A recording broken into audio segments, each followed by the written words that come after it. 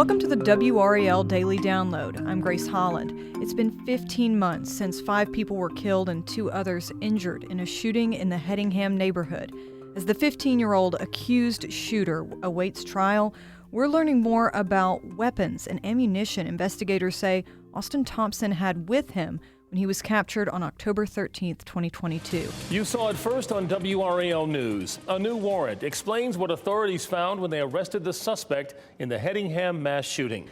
WRAL's Chelsea Donovan broke this story. Chelsea, thank you for joining us today.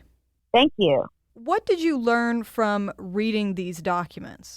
Right. So in this 8-page search warrant, which shows just how many weapons Austin Thompson had, it shows he had multiple guns, a knife, and ammunition. There are 17 different weapons, as well as more than $772 in cash that investigators seized when they captured him after a standoff the night of the Hedingham mass shooting, which was on October 13th of 2022. Easy. When you look on the ABL K913 vehicle, it's directly south. Yeah, it really is staggering when you look at just how many weapons were found in that shed. Absolutely. He's got knives, rifles, pistols, handguns. They seized a ton of ammunition, projectiles, shell casings. So it's very concerning, the amount of weapons a teenager is alleged to have gotten his hands on, but it just sort of provides a little bit of a clearer picture as to what investigators were dealing with. And can you remind our viewers what charges Austin Thompson faces in this case? Right. So we know that he faces 5 counts of murder, and then he has an assault on a police officer, as well as several attempted murder charges for the 2 other people that he injured. We know now with this case, it happened late last year, that he'll be tried as an adult. He was 15 at the time of the incident. He's since turned 16. But that was a big step up in this case that took a long while, in the fact that he will be charged as an adult. But since he is under the age of 18, he will not face the death penalty. What charges does his father, Alan Thompson, face in this? Yeah, so this was a big story that came down to last year. His dad is charged with basically failing to store a weapon properly to which it would be accessible to a minor. We would, surmise that minor would be his son, Austin. So he's facing that charge. It's really sort of a minor misdemeanor. And he would probably not face any jail time, perhaps, a fine or community service. And do we know whether any of these weapons or the ammunition that is listed in this warrant may have come from the Thompson home? Sort of reading between the lines, that's kind of what the district attorney is saying. I think if you look at what is available on the public record and the fact that Mr. Thompson now stands charged in this case, I think that there are certain things that the public can derive from those charges. She's not able to talk about the facts of the case as it's still under investigation and hasn't gone to trial. Now, he could have gotten a sum from somewhere else, but sure, all counts and purposes sort of point to the home. Okay. Well, we're going to take a quick break and we'll be right back.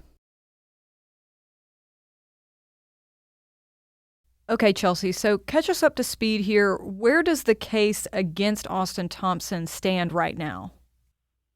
So this is still a case that prosecutors are working diligently on, and that's because if you remember back when this happened, not only are there multiple different victims in this case, but there's multiple different crime scenes. It is a case that we have taken very seriously from the beginning. It is one that brings additional challenges just from the standpoint of the number of victims involved in this case, the fact that it was a multi-agency law enforcement response. So that takes a while for investigators to gather evidence, do forensic testing, and then also get that evidence to Austin's attorney. That's just required by law. Right now, there's basically in the final stages of working to get all of that together and turned over to the defense. But, this is a case that that falls in line with basically how trials run in the state of North Carolina. Usually they like to come to fruition between 2 to 3 years. There's obviously multiple other murder cases that have come before this one. So the district attorney expects that it's at least a year out before his case would go before a jury. And what sentence could Austin Thompson face? There's always a chance that he could take a plea. We don't know that. That could certainly come out. But, he's got 5 murder counts and attempted murder charges and other things as well. And so, he could face life in prison without the possibility of parole. State law in North Carolina says that if someone is under the age of 18, they're not eligible for the death penalty. You mentioned with the case against his dad that he likely would not face jail time. Do we know when his next court date is? Yeah, so unlike his sons, this is a district court matter. Mm-hmm. So it moves a little slower. Things can get continued. So this is supposed to go back into court next week for that misdemeanor citation. And that sort of remains to be seen if it will be continued or if it's something that he will just pay a fine.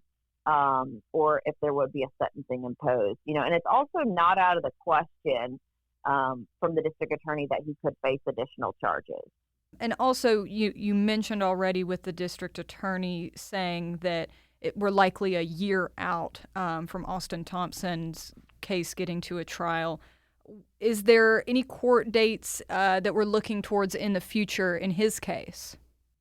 Right now, as she said, they're in a holding pattern. There hasn't been a bond hearing in this case, which has been a bit unusual.